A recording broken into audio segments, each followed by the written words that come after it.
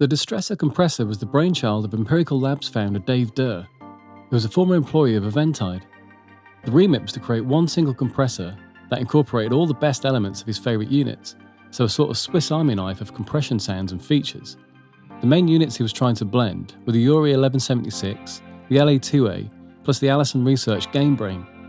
Although it's not just about compression with the Xtressor. An analogue warmth is something that's achieved by adding harmonics in both hardware and software. This can be controlled to varying degrees, adding saturation and warmth.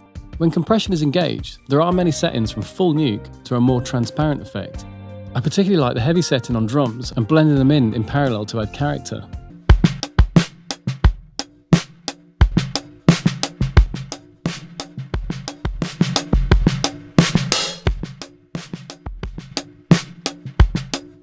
With over 38,000 units sold, it's safe to say that the Distressor is one of the best-selling high-end compressors of all time, if not the best-selling. It's believed that there probably isn't a top 40 record made in the last 5 years that didn't have at least one Distressor on it. The concept of British mode came from an unusual setting on the classic URI 1176 limiter.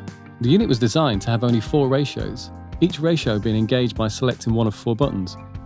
However, as early as 1980, renegade recording engineers, always on the lookout for something a little bit more over the top, found that you could make all 4 buttons stay in if you pressed them just right. What resulted was a very aggressive sound that had some elements of the unit's 20:1 ratio, but with an unusual knee and new envelope shape. Somewhere along the line, someone called it British mode and the name stuck.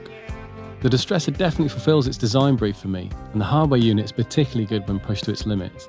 If I were to go for a plug-in alternative, then the Softube version called MyKey Comp is a good choice after trying out a few, including the Slate offering. Although I haven't tried the UAD version yet, which has had rave reviews despite its lack of the Brit mode option. Here's some comparisons with the Kiive Audio Distressor from Plug-in Alliance and the Softube MyKey, both versus the real thing using analog access.